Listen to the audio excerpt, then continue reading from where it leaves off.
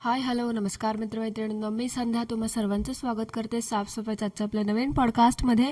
चला तर मग मंडळी, जास्त वेळ वाया न घालवता सुरुवात करूयात आजच्या आपल्या चर्चेला. तर मंडळी, आज आपण बोलणार आहोत मोस्ट हाईप्ड लग्नाबद्दल. तर अंबानीच्या नाही हो, तर पार्वती मानेच्या भावाच्या लग्नाबद्दल. आता तुम्हाला तर माहितीच असेल, त्या अंबानीने त्याच्या करोडोच्या लग्नाची एवढी हाईप केली नाही, तेवढी ही आपली पार्वती माने हिच्या भावाच्या लग्नाची हाईप करते. कधी कधी तर मला असं वाटतं, बिचारीला असं वाटतं की हिचंच लग्न होतंय की काय. नाही म्हणजे नवरीच्या पुढे, नवरदेवाच्या पुढे हिचंच नटमोगरीचं जास्त काय म्हणतात ते हुलाहुल चालू आहे. नवरी नवरदेव राहिला बाजूला, ती वरमाई राहिली बाजूला, कलवरी राहिली बाजूला, आणि ही भावाची बहीण, नवरदेवाची बहीण, हिचंच चालू आहे नटवेपणा, नटमोगरीचा. किती करू, काय करू, किती मेकअप करू, बाई बाई बाई बाई बाई बाई, काय बघायला कामच नाही. बहुतेक हाऊस फिटली नाही वाटतं एकदा लग्नाची, म्हणून चालू आहे हा सगळा आट्टापिट्टा. तर बोंबल काकू, माझी तुम्हाला एक ॲडवाईस आहे. तुम्हाला ठीक आहे, लहान वयात लग्न झालं आम्ही समजू शकतो, म्हणून तुम्हाला तेव्हा तसं काही कळत नसेल, इच्छा वगैरे राहिली असेल. काय काय लोकांचं असतं, लवकर लग्न झाल्यावरती त्यांना त्या गोष्टीचा आनंद नाही लुटतायत. मग आता ते नवीन ट्रेंड निघालाय बघा, 25व्या ॲनिव्हर्सरीला ना लोक परत एकदा लग्न करतात आणि आपल्याला राहिलेल्या इच्छा सगळ्या पूर्ण करून घेतात. तर असं दुसऱ्यांच्या लग्नामधल्या त्यांचं लाईमलाईट चोरण्यापेक्षा ना परत एकदा लग्न करा. आता तुमची 10वी ॲनिव्हर्सरी झाली आणि तुम्ही 11व्या ॲनिव्हर्सरीला परत एकदा लग्न करा. 25व्यापर्यंत तुम्ही वेट करताल ना असं वाटतच नाही. बघा माझी आयडिया कशी आहे, पटली तर लावून द्या लग्न, मग धूमधडाक्यात परत एकदा, मज्जाच मज्जा. तुमच्यापैकी कोणाला समजलं नसेल की पार्वती माने म्हणजे कोण. आता हे काय वेगळं विचारायची गरज नाही, पार्वती माने हे कोण तुम्हाला माहीत नसेल म्हणून. ते नाही हो पार्वती माने. आजचे आपले पार्वती माने आहेत युरोपियन मातोश्री झोंबल बोंबल काकू. तर हा बिचारा पावित्री नाही हो, पार्वती माने. हा बिचारा पार्वती झाली 16 तारीख, पण अजून ही बाई मेहंदी मंडपाचेच व्लॉग टाकत बसले. म्हणजे विचार करा, जवळजवळ अजून तुम्हाला 20-25 व्लॉग बघायचे आहेत, त्याच्यानंतर तुम्हाला मोस्ट हाईप्ड लग्नाचे ॲक्च्युअल फुटेज, ॲक्च्युअल व्लॉग बघायला मिळतील. हा पार्वती माने बहुतेक भारतात येताना ठरवूनच आली होती वाटतं की मी एक सुद्धा क्षण सोडणार नाही, प्रत्येक गोष्ट मी पैशासाठी विकणार. हो, मी बरोबर बोलले, प्रत्येक गोष्ट पैशासाठी विकणार. म्हणजे हिचं जे सगळं बघून वाटतंय ना की हे फक्त हे पैशांसाठी चालू. हिचे व्ह्यूज तर खूप पडले होते, हे तर तुम्हाला काय वेगळं सांगायची गरज नाही. म्हणून बहुतेक हा लग्नाचा सगळा घाट घातलेला असतो, म्हणजे असावा असं म्हणायला हरकत नाही. बिकॉज ही ज्या पद्धतीने एक छोटी छोटी गोष्ट दाखवत बसते ना, त्यावरतून असं मला तर असंच वाटतं. कारण लग्न घरामध्ये कोणी एवढं फुकटं, कोणी एवढं रिकामा वेळ असेल ना, असं असू शकत नाही. मग ती नवरदेवाची बहीण असू दे, लहान धाकटी असू दे किंवा मोठी असू दे, ती बिचारी नवरदेवाच्या बहिणीला श्वास घ्यायला सुद्धा चान्स नसतो. हिचं मात्र वेगळंच चालू आहे. बोलते, माझा बन्या ना सगळ्या जबाबदाऱ्या घेतोय, कुठलेही पाहुणे नाही तरी सुद्धा तो सगळं काम पार पाडतोय. बाई बाई बाई बाई, त्या मंडप आला होता का, मंडपवाले मंडप लावायला आले होते तेव्हा गेला होता फक्त नटमोगरा बोलायला. तिथे एका खुर्चीला सुद्धा हात लावला नाही का, एखादी शिडी पकडून मंडप नाही टाकला. तुझ्या मागे मागे फिरत असतो फक्त कॅमेरा घेऊन, तर तेवढंच काम करतो सासूबाईंना इम्प्रेस करायचो. बघा मी तुमच्या पार्वती मानेला कसं छान सांभाळतो, हे असं एवढंच करण्याच्या कामाचा येतो, बाकी त्याला काही येत नाही. पडीक असतो नाहीतरी नुसता रिकाम टेकडा. लग्न घरात ते लोकांना बोलते लग्न घर आहे, लग्न घर आहे, आणि लग्न घरात कोणी एवढं रिकाम टेकडं नसतंच रे बाबा, हट, मला तर वाटतच नाही. हे बहुतेक सगळं पडलेला कंटेंट गोळा करण्यासाठीचं चालू असावं. तुम्हाला काय वाटतं मंडळी, let me know in the comment box. म्हणजे लग्न आहे भावाचं, पण मजा करतंय पार्वती माने. म्हणजे भाऊ घरातले लोक असे 3-4 घरातले नमुने सोडल्याशिवाय ना मला दुसरं कोणी दिसलंच नाही. पण ह्या पार्वती मानेची मुलं पण त्या लग्नामध्ये एवढी इन्व्हॉल्व्ह नव्हती, एवढी एक्सायटेड नव्हती, तेवढा हा पार्वती मानेच एक्सायटेड दिसतोय. नुसता झागामागा आणि मला बघा, नवरी नवरदेव वरमाई राहिला बाजूला, आणि हा पार्वती मानेच उतावळा नवरा गुडघ्याला बाशिंग झाले. म्हणजे ती घरात येणारी नवीन नवरी आहे ना, तिला पण हिचं वागणं बघून असं वाटत असेल, बाई बाई बाई बाई कुठून फसले मी. कारण हिचंच चालू आहे ना ह्या पार्वती मानेचं, ह्या बोंबलचं, की मी मला छान दिसायचे, मला सगळ्यांनी इम्पॉर्टन्स दिल्या पाहिजे, मी माझ्या लग्नासाठी म्हणजे सॉरी तिच्या लग्नासाठी भावाच्या लग्नासाठी शॉपिंग केली. बोलायला त्या दिवशी लग्नाची शॉपिंग करायला गेली, बोलली लग्नासाठी शॉपिंग करायला गेलो. लग्नासाठी शॉपिंग म्हटलं तर कोणालाही असंच वाटणार की होणाऱ्या नवरीसाठी, घरात येणाऱ्या वहिनीसाठी, सुनेसाठी शॉपिंग करायला गेलेत. तिथे पण ही नटमगरी स्वतःसाठीच घेऊन आली मोठाचा मोठा. ते आता ते चोकर म्हणण्याच्या लायकीचं नव्हतं, एवढा ठोकळा घेऊन आली आहे मोठा. आजकाल असली जुनी ज्वेलरी अँटिक पीस कोण घालतं यार, म्हणजे मला खरंच कळलं नाही. ते बघून तर असं वाटतं 1 ग्राम ज्वेलरी बिलरी होती की काय. हिच्याकडं आधी पण तसंच आहे ना फुकटं. सोया काय म्हणतात, खोया तो गम नाही सोने से कम नाही, तसं वालं. तुम्हाला काय वाटतं मंडळी, बरोबर ना? म्हणजे ती नवरी पण वैतागली असणार ना हिचं बघून वागणं. ते पण म्हणत असेल बाई तू ये फक्त, मी घरात येण्याचीच वाट बघते, मग तुला बघ कशी कळटवते इथून. असंच असतं, एकदा लग्न झालं की सगळे बदलून जातात, कोणी कोणाचं नसतं. थोडे दिवस बघा, आता 2-2 महिन्यासाठी तळ ठोकून बसते, नंतर 2 दिवसात तिला कटवतील, बाकी काय नाही.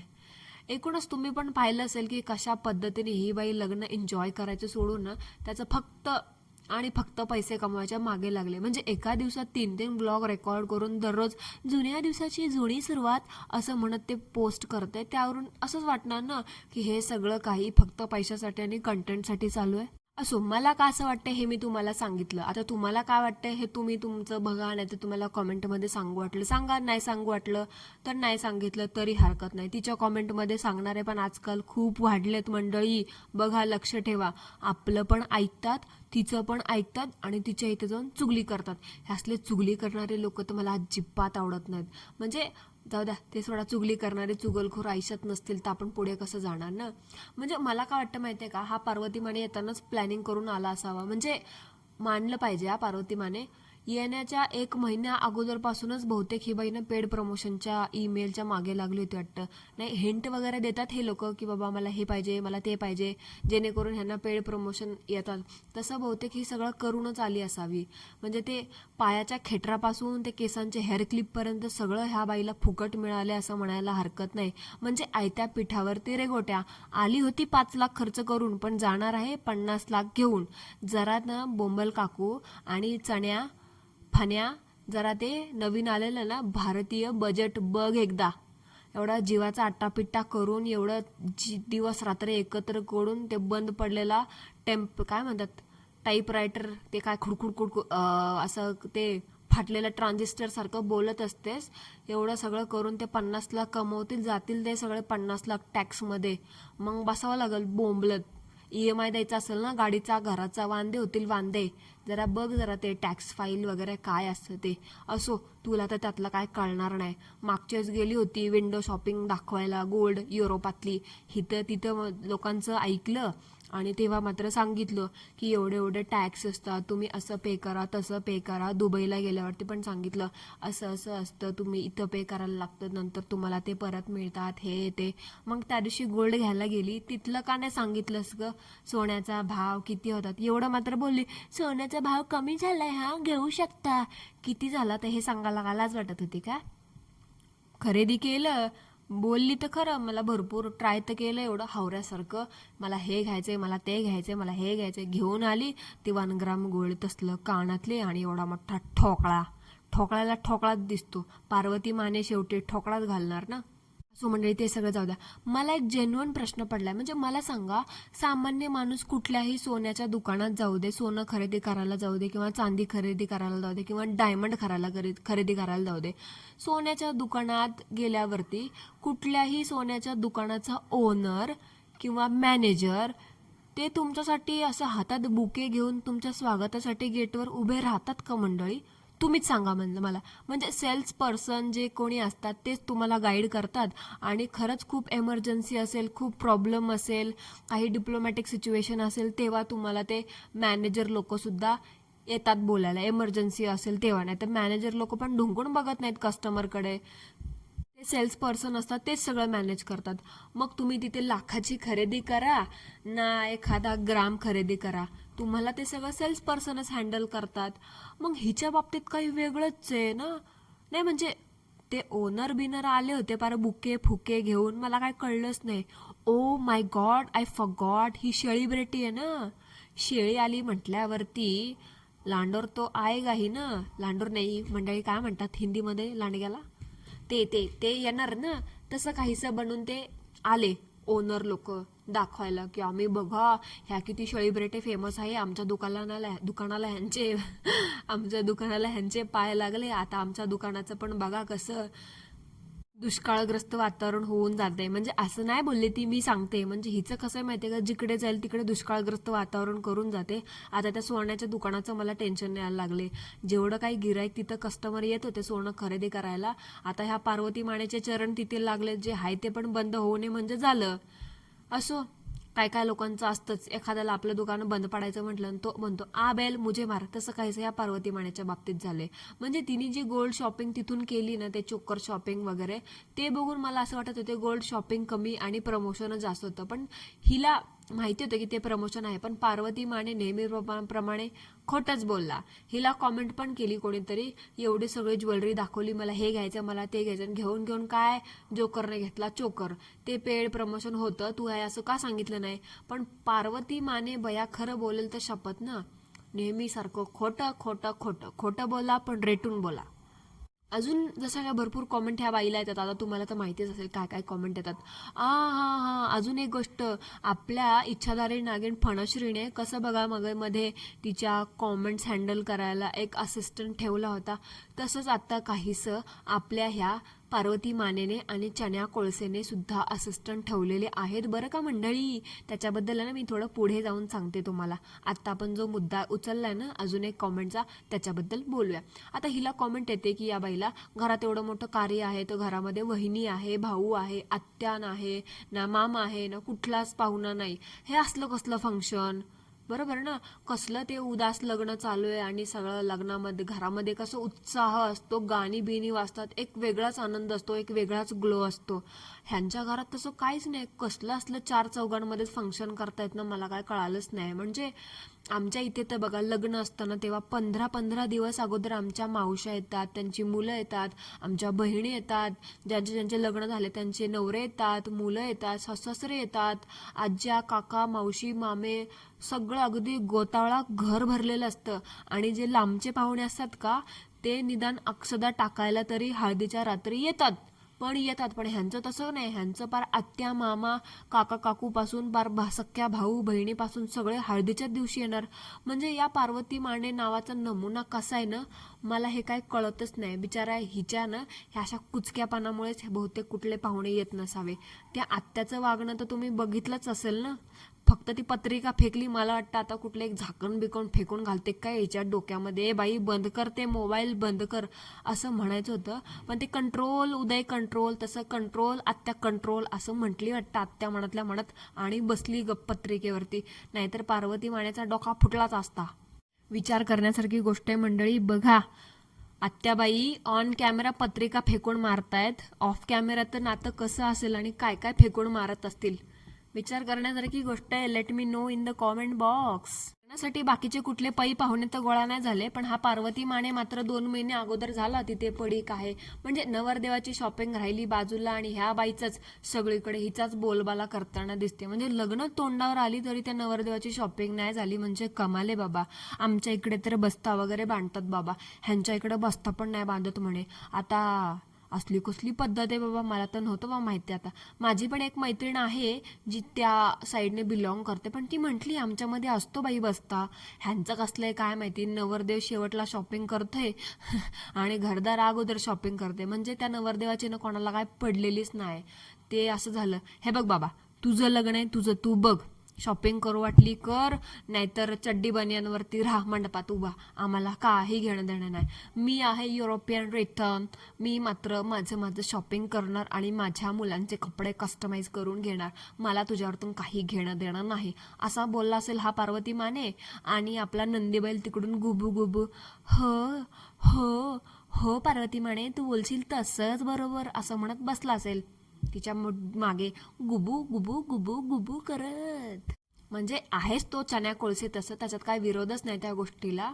पण ठीक आहे, याला अशा गोष्टीला लग्नाच्या वेळेस तरी जरा त्या नवरदेवाला इम्पॉर्टन्स द्या. एवढंच म्हणायचंय. तुमचा पोटचा पाठचा भाऊ येतो, एवढं पण नका त्याला पार इग्नोर करून, निदान एक दिवस त्याच्या आयुष्यातला आहे तेवढ्या दिवशी तरी त्याला द्या. त्या दिवशी पण गेली होती नटमोगरी गोल्ड शॉपिंगला, आणि त्या दिवशी टायटल काय दिलं तुम्ही तर बघितलं असेल, आम्ही निघालो लग्नाची शॉपिंग करायला, आणि तिथे पण जाऊन स्वतःचीच खरेदी केली. म्हणजे लग्न हा, मला मंडळी तुम्हाला स्पेशली सांगावंच वाटतं, आता तुम्हाला पण माहितीच असेल, लग्न हा प्रत्येक व्यक्तीच्या आयुष्यातला एक खूप मोठा, महत्वाचा, अगदी वेगळा आनंद, कधीही न व्यक्त करता येणारा, म्हणजे एक वेगळीच अनोखी एक्साइटमेंट असणारा तो क्षण असतो, तो दिवस असतो. त्या दिवशी सगळं अटेन्शन, सगळं इम्पॉर्टन्स त्या नवरा नवरीचंच असतं. सगळ्या लोकांच्या नजरा त्या नवरीकडे, त्या नवऱ्याकडे, म्हणजे नवरदेवाकडे असतात. पण ही बाई तिथे पण हिचा कुचकापणा, हिचा स्वार्थीपणा, हिचं काय म्हणतात, मला बघा हा पणा दाखवायला ना कमी नाही करत आहे. म्हणजे त्या नवरीची लाईमलाईट खायचं कसं ना, हे कोणी हिच्याकडून शिकून घ्यावं. काय ग पार्वती माने, लग्न करायची हौस काय भागली नाही का? परत इच्छा होती का लग्न करायची? का भावाचं लग्न आहे लहान धाकट्या हे बघवत नाही का? जरा ताळतंत्र बिंत्र असतं, जरा ते बाळग. नटमोगरी निघाली नुसती नाचत नाचत मुरडायला.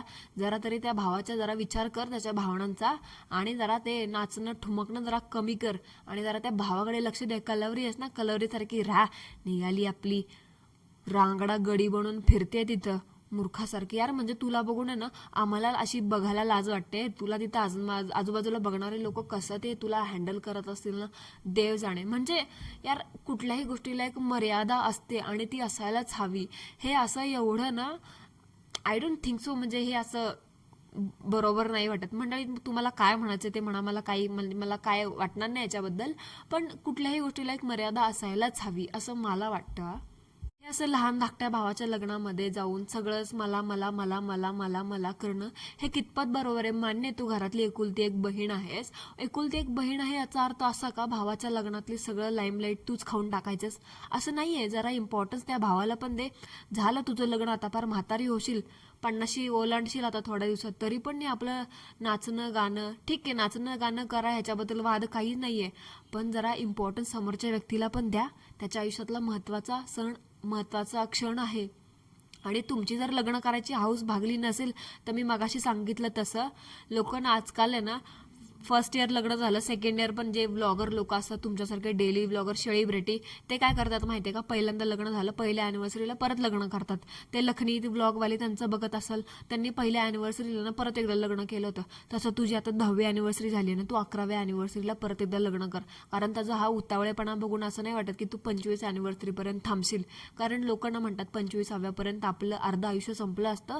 आपण 25 वर्ष एकमेकांसोबत घालवलेत म्हणजे आपण परत अजून घालवू शकतो, परत एकदा पुनर्विवाह करूयात एकमेकांसोबत. पण तुझं तसं काय वाटत नाही, तू घे करून पुढच्या वर्षीत लग्न. पण बाई कृपा करून आता त्या भावाला आणि त्याच्या होणाऱ्या बायकोला त्यांचं लाईमलाईट जगू दे, त्यांचा तो क्षण जगू दे. हावरेपणा करू नकोस. मी झाले असं नाही ते लग्नात एक बुक्का टाकला असता तुला, ते गुलीगट टेंगुळ दिला असता, टेंगुळ, आणि गप बसवली असती खुर्चीत, गप म्हटलं असतं, अजिबात हालायचं नाही तिथून कुठून. जगू देतात त्या लोकांना असं. तुझ्या घरात पण कोणी तुला थांबवत नाही ना, ह्याचाच मला जास्त राग येतो. कसले ते लोक तुला बघतात आणि कसं टॉलरेट करतात ना, त्यांचं त्यांनाच माहिती बाबा. ते काय म्हणतात ना मंडळी, ते लोक पण काय म्हणत असतील, ठीक आहे टाइमपास तेवढाच आपल्याला, बरं आहे ना, काय फरक पडतो. असंही लोकांना एंटरटेनमेंट पाहिजेच असतं आयुष्यामध्ये, आणि हे तर आपला पार्वती माने चालता फिरता एंटरटेनमेंट आहे. तसंच कसं आहे ना मंडळी, मला काय वाटतं, असल्या सेल्फिश बहिणी पण असतात यार. म्हणजे कधी कधी वाटतं असल्या सेल्फिश बहिणी असल्यापेक्षा नसलेल्या बऱ्या. जिला स्वतःच्या लहान धाकट्या भावाच्या आनंदात पण स्वतःलाच पुढे करून मिरवायचं असतं, त्यापेक्षा असली बहीण असलेलीच नको ना, असं म्हणायला काय जाते, बरोबर ना? आता करूयात ह्या बाईची पोलखोल. म्हणजे काल हिने हिचा मेहंदीचा व्लॉग टाकला आणि आज टाकला मंडपाचा व्लॉग. म्हणजे एकाच दिवशी 2 व्लॉग रेकॉर्ड केले होते, हे ठळक ठळक दिसते आपल्याला. पण ह्या बाईने आधी मंडपाचा व्लॉग रेकॉर्ड केला होता आणि मग मेहंदी काढली होती, तर मग आधी मेहंदीचा व्लॉग का टाकला? बरोबर ना? मी विसरलेच, हा आपला पार्वती माने आहे शेवटी. उतावरा नवळा गुडघ्याला बाशिंग, तसं हिला असं झालं होतं, मी एवढी मेहंदी काढली, एवढा मेहंदी आर्टिस्टला बोलून मेहंदी काढली, ह्यांचं इंस्टाग्राम पेज आहे, हे आहे ते आहे, बघा बघा बघा असं म्हणण्यासाठी मेहंदी काढली. मग ते शो ऑफ करायचं असेल माझ्या मेहंदीचा, म्हणून आपलं ते राहवलं नाही, म्हणून आधी मेहंदीचा व्लॉग टाकला आणि मग सगळ्यात पहिले रेकॉर्ड केलेला व्लॉग टाकला. म्हणजे कुठे घेऊन जाणारेस बाई एवढा पैसा? कुठे कुठे आजूबाजूला काय चाललंय ना ते बघ जरा, एन्जॉय करते, सहभागी हो त्याच्यामध्ये, नाती जप जरा. नुसता कंटेंट कंटेंट पागल बाई. झोपेत सुद्धा हातात मोबाईल घेऊन शूटिंग करत असशील. मला तर कधी कधी वाटतं रात्री झोपेत चुकून ही एखादं स्वच्छतेचं काम करायला जात असेल ना, तिथे सुद्धा असं मोबाईलच घेऊन जात असेल आणि नंतर हिला जाग येत असेल, ओ माय गॉड मी हे काय रेकॉर्ड केलं. नाहीतर काय काय दिवसांनी ना ते सुद्धा हे लोक करायला कमी करणार नाहीत. बाई जरा जाऊन त्या डोळ्याचं चेकअप करून घे. तुझ्या थोबाडावरती दिसते तुला ते मोबाईलचे किती ॲडिक्शन झाले, त्या व्लॉगचे किती ॲडिक्शन झालेत. ते मोबाईलचे म्हणतात ना मंडळी, रेडिएशन एवढी खतरनाक असते ना, ते सगळं कंटिन्यू ते कॅमेऱ्यात बघून बघून बघून बघून ते रेडिएशन सगळीच्या तोंडावरती जाऊन ही बाई निस्तेज निर्जीव झाली आहे. बाकी काही नाही, चालता फिरता निर्जीव सापळा असंच म्हणायला बाकी आहे फक्त. पण मंडळी तुम्ही काही पण म्हणा, हिने किती पण आटापिटा करू दे, हिला बघणाऱ्या लोकांना ना हिची खोड चांगली माहिती आहे. ते पण हिला फक्त बघतात आणि निघून जातात. सबस्क्राईब करायचं लांब राहिलं. फक्त ते आता इंस्टाग्रामचे खरेदी केलेले फॉलोअर्स आहेत हे तर आपल्याला माहिती आहे, कारण कितीतरी दिवस झाले तो आकडा मी तेच बघतीये, ते 5-9च्या पुढे काही जातच नाहीये. काय वाटतं मंडळी तुम्हाला? बरोबर ना मंडळी? मला जाता जाताना एक प्रश्न पडलाय, विचारूनच जातो. नाही तर कसं माहिती आहे का, विचारलं नाही ना माझ्या पोटात दुखायला लागेल. आता बघा, आपल्या फणश्रीने कसं कॉमेंट्स हँडल करायला एक असिस्टंट ठेवलं होतं बघा. कारण मध्ये मध्ये तिला कोणीतरी कॉमेंट केली होती, विचारलं की बाई मी तुला कॉमेंट केली होती, डिलीट का केली? तर आपली मावशी बोलली की नाही मी नाही कॉमेंट डिलीट केली, माझ्या असिस्टंटला वाटलं असेल की ती कॉमेंट आपल्या कंटेंटसाठी चांगली नाही म्हणून त्यांनी डिलीट केली असेल. ठीक आहे, बहुतेक आता तसंच ह्या पार्वती मानेने बघून पण असिस्टंट ठेवलं वाटतं. नाही म्हणजे व्लॉग कुणाचे, चॅनल कुणाचं, सगळं आहे, कंटेंट बिंटेंट चॅनल बिनल ह्या पार्वती मानेचं, आणि कॉमेंटला रिप्लाय कोणी तिसरंच देतंय. म्हणजे नाही, हिला बघणारे फुकटे फुकट बसलेले रिकामटेकडे माशा मारतच बसलेले असतात, हे तर मला माहिती होतं. पण एवढे रिकामे असतील हे मला वाटलंच नव्हतं. कारण प्रत्येक गोष्टीला काय ते टुबांगी पाटील नावाची एक बाई होती, तिला काय बहुतेक वेळ होता वाटतं तिला, नाहीतर बहुतेक तीच असिस्टंट असावी जेवढी चमचेगिरी करत होती. नाही ताई म्हटली आहे ना की दादा मला मदत करतात कामामध्ये, नाही ताई म्हटली आहे ना आमचे पाहुणे हळदीला येणार आहे, नाही ताईने हे सांगितलं, नाही ताईने ते सांगितलं होतं. बहुतेक ही ताईच्या घरीच जाऊन बसली आहे वाटतं तिचं हँडल करायला. चॅनल हो, काय चुकीचा अर्थ काढता यार मंडळी तुम्ही. मला अजिबात एक्सपेक्टेड नाही हे तुमच्याकडून. आता मला सांगा मंडळी, तुमच्या मनात आला होता का असा प्रश्न? नाही आला? ठीक आहे, माझाच पडला, जाऊ द्या, असो, उत्तर देऊ वाटलं द्या, नाही दिलं तरी चालेल. आता मला सांगा, तुमच्या घरात लग्न असतं तेव्हा तुमचा मोठा भाऊ किंवा त्या भावाची बायको लग्न झालं असेल तर, आणि त्यांचं बाळ हे दिसले नाही तर तुम्हाला तुमचे आजूबाजूचे, तुमचे शेजारी, तुमचे पाहुणे तुम्हाला प्रश्न विचारतीलच ना की बाबा घरातला मोठा भाऊ, त्याची बायको म्हणजे घरातली मोठी सून हे सगळे कुठे आहेत. तसंच ह्या बावळटला पण प्रश्न विचारलं तर ही काय बोलते, आमच्या घरातले सगळे गेस्ट हळदीला येणार आहेत. म्हणजे मंडळी मला आजच कळलं की घरातला सख्खा मोठा भाऊ, त्याची बायको आणि त्याचं बाळ किंवा घरातलं मोठी सून किंवा सुना हे सगळे गेस्ट असतात म्हणून. म्हणजे अजीबच फॅमिली आहे. ह्यांच्या घरात सुनांना सुद्धा, सख्ख्या सुनांना, सख्ख्या लेकांना सुद्धा गेस्ट मानतात. म्हणजे युरोपात जाऊन भारतीय संस्कृती पाळते हे माहिती होतं, पण डायरेक्ट बहुतेक हिने संस्कृती, संस्कार सगळंच, नातीबिती सगळंच बदललं वाटतं. याला युरोपात जाऊन एवढी मॉडर्न झाले काय सांगता येत नाही. उद्या तर जाऊन काय करेल माहिती आहे का मंडळी, हिच्या मुलींची लग्न झाली ना, उद्या जावाई वगैरे येतील, जावायांना पण आल्यावरती काय बोलायला, बाबा माझ्या मुली पण गेस्टच आहेत माझ्यासाठी. नाही, आता सख्या भावाला वहिनीला गेस्ट बनवून टाकले ना, मग उद्या जावई आल्यावर ते मुली पण गेस्ट होऊन जातील, कारण त्यांचं पण लग्न होईल ना.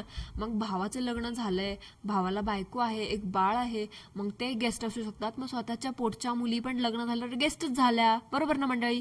आता ह्यावरती तुम्हाला काय वाटतं, माझ्या प्रश्नांचं उत्तर मला कॉमेंटमध्ये द्यायला विसरू नका. सो मंडळी, that's it for today. I hope तुम्हाला आजचं पॉडकास्ट आवडला असेल तर कॉमेंटमध्ये मला नक्की सांगा. नसेल आवडलं तरी सुद्धा कॉमेंटमध्ये मला सांगायला विसरू नका. हा लय बोर विषय होता, तरी पण म्हटलं एकदा बोलावं. थकले मंडळी, मी थकले. भेटूया लवकरच एका नवीन चर्चेसोबत. तोपर्यंत ॲज ऑलवेज सर्वांनी काय करायचं ते करा. Thank you so much. धन्यवाद.